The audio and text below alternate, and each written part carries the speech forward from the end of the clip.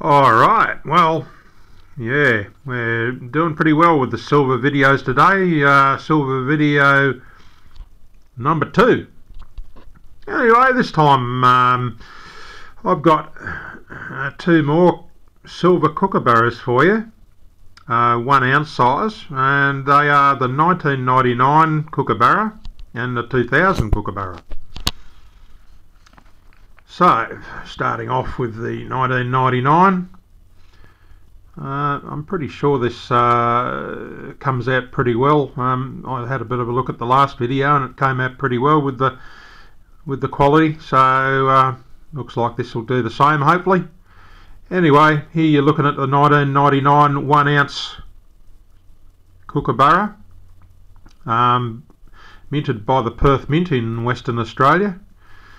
999 silver, and again this design here was one of the earlier designs. The Kookaburra series started in 1990 and goes right through to the present day, so it is an old series and very well known around the world. The 2 biggest consumers of Perth Mint bullion are the United States, which probably takes the bulk of it, probably 70%, and then also Germany and the rest of Europe. Germany very keen on silver coins, and as I mentioned before, Perth Mint are the quality second to none, and each coin is beautifully minted and comes with its own plastic protective capsule. And I didn't mention before, but the protective capsule not only prevents it from damage and preserves the value, but it also stops people getting their grubby paw prints all over the silver coins, and also prevents tarnishing, because the capsule is airtight. So as you know, silver does tarnish, and when it's tarnished and got fingerprints over it, it reduces its value. So it's always a good idea to keep your silver in a protective capsule. But these Perth Mint series, like the Kookaburras, Koalas and the Luna series, they will come in protective capsules. You pay an extra premium for it, but it's well worthwhile, because it preserves the value, the numismatic value of the silver. And also the other thing is that they have another problem. Sometimes the Canadian coins, because of their purity, get milk spots on them. Some of the Perth Mint coins have been known to get milk spots, but if they're a protective capsule, it minimises that.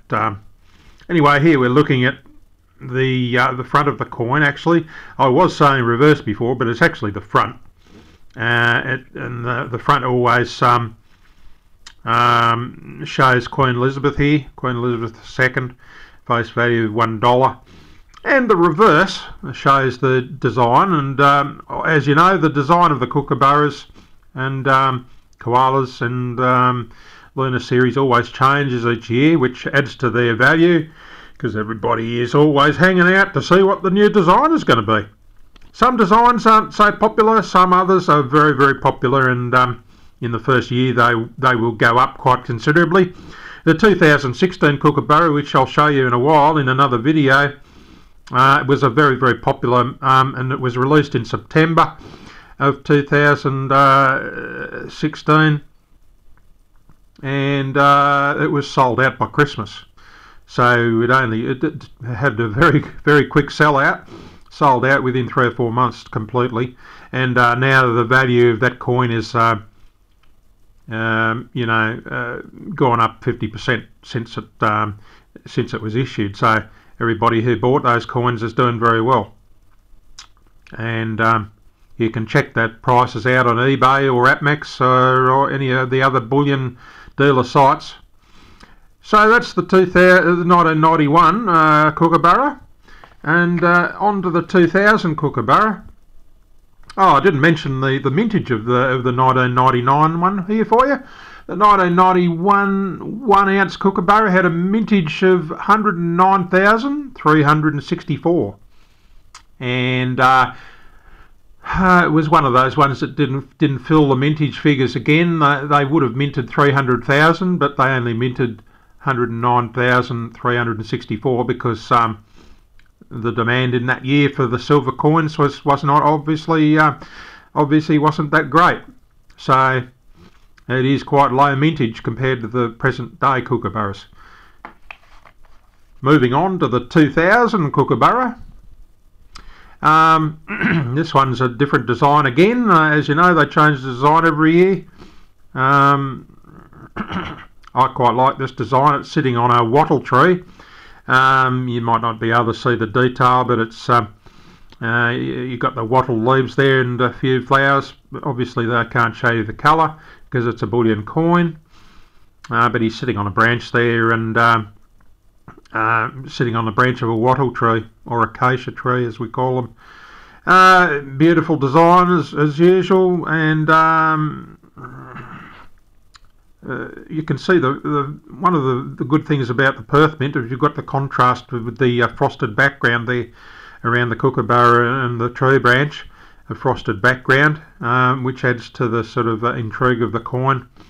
And again, you've got the Kookaburra himself is nice and shiny, and you've got that sort of proof finish around the edge.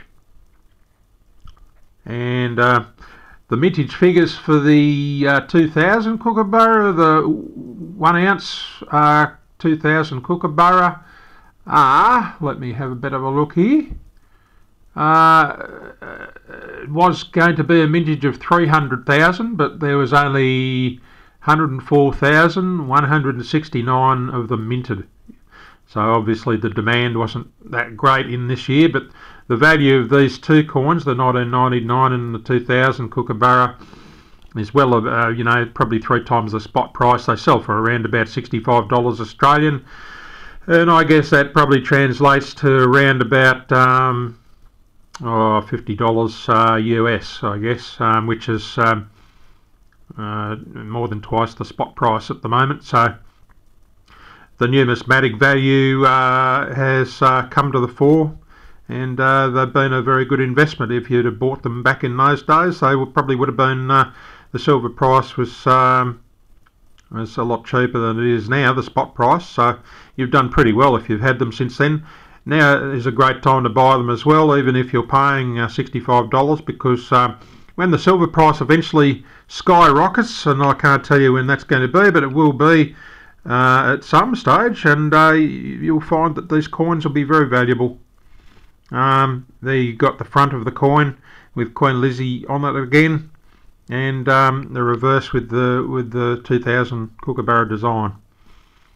Anyway, that's been another silver video by the Bear, and we'll cop you soon.